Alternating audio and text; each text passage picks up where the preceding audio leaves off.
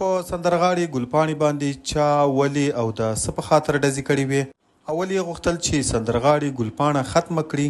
د هغه هلک چې په ګلپاڼي باندې ډزې کړې وې او غوښتل یې چې ګلپاڼه ختمه کړي پولیسو نیولی او پرې انټرویو راغله.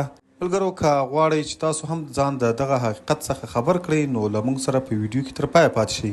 قدرمن دوستانو، لکه څنګه چې تاسو ته معلومه ده څو ورځې مخکې په ګلپاڼي باندې د خپل کور سره نږدې یو هلک پرې ډزې کړې وې چې وروسته بیا پولیسو هغه هلک په موقع نیولی و. ملګرو، د ګلپاڼي د دغه واقعې په اړه باندې تر اوسه پورې ټوله میډیا خاموشه ده او تر اوسه پورې میډیا د ګلپاڼي د مرګ او ژوند په اړه باندې هیڅ خبر نه ورکوي.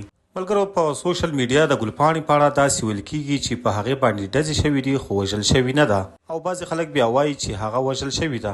خیر، د هغه په اړه باندې موږ بله ویډیو جوړه کړې ده، تاسو یې زموږ په چینل کې کتلی شئ. خو اوس د دغه هلک چې په ګلپاڼي باندې ډزې کړي دي پوره انټرویو او خبرې راغلي دي. قدرمن دوستانو، لکه څنګه چې تاسو ته معلومه ده چې د پښتو سندرغاړي دې نه مخکې هم په پېښور کې اکثر وژل شوي دي. همداسې یو دوه لنډ مثالونه یې تاسو سره غزاله جاوید او منو شیر کوم چې دغه دواړه هم په پېښور کې وژل شوي او تر اوسه پورې هیچا هم پوښتنه ونه کړه. او تاسو ته دا معلومه وي چې په پنجاب کې هیڅکله هم داسې واقعه نه ده رامنځته شوي. له سندرغاړو سره داسې ظلم همیشه زموږ او ستاسو په پښتونخوا کې شوی دی او موږ داسې هم ویلی شو چې پښتونخوا د سندرغاړو لپاره یو غیر محفوظ ځای دی. همداسې څو ورځې مخکې د ګلپاڼي په کور باندې یو هلک ورغلی و او په هغې په خپل کور کې ډزې کړې وې.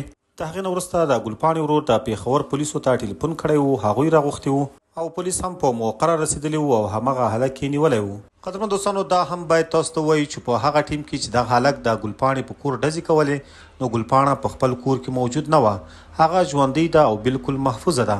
او دغه هلک چې پولیسو نیولی دا اوس هم د پولیسو په کسټډي کې ده.